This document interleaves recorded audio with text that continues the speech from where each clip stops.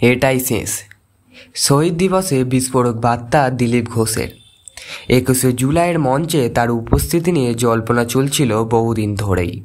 জল্পনার অবতাস করে দল বদলের সম্ভাবনা নিয়েও গুঞ্জন থামছিল না, কিন্তু সব জল্পনার অবসাদ ঘটিয়ে একদম নিজের পরিচিত ঢঙেই সোমবার সকালে সামনে এলেন বিজেপির নেতা দিলীপ ঘোষ। তৃণমূল শহীদ দিবস পালন নিয়ে দিনে তিনি আয়োজন করলেন বিজেপি শহীদ শ্রদ্ধাঞ্জলি সভা। আর সেই মঞ্চে উঠেই এলো রাজনৈতিক বার্তা। কি রাজনৈতিক বার্তা দিল জানতে হলে সম্পূর্ণ ভিডিওটি দেখুন এবং ভুয়ো খবর থেকে দূরে রাখুন, আসল সত্যি জানুন। খড়গপুরেই দিলীপ ঘোষের পাল্টা কর্মসূচি। নিজের প্রথম নির্বাচিত কেন্দ্র খড়গপুরের দলীয় কর্মীদের সঙ্গে সোমবার সকালেই শহীদ শ্রদ্ধাঞ্জলি সভা করেন দিলীপ ঘোষ।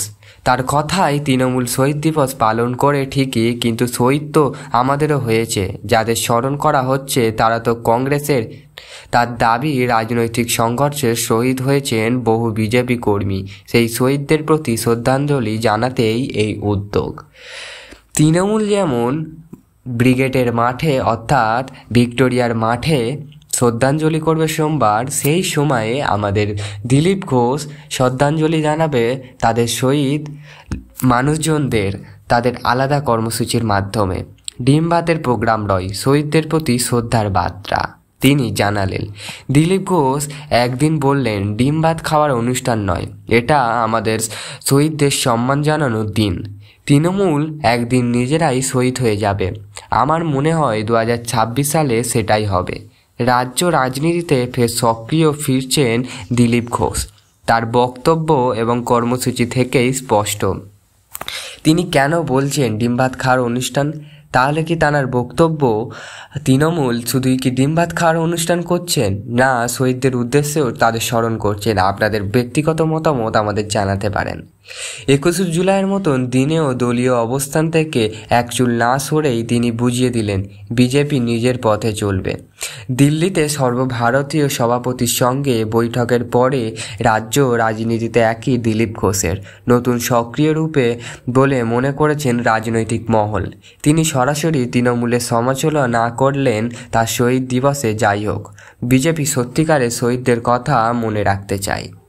সম্প্রতি দিলীপ ঘোষ বিবাহ শেষ করেছে। বিবাহ শেষ করার পরবর্তীতে দিলীপ ঘোষ এবং তার বউ রিঙ্কু দুজনে মিলে দীঘার মন্দির উদ্বোধনের সময় মাননীয় মুখ্যমন্ত্রীর সাথে দেখা করেছিলেন এবং বেশ কিছু সময় গল্প করেছিলেন।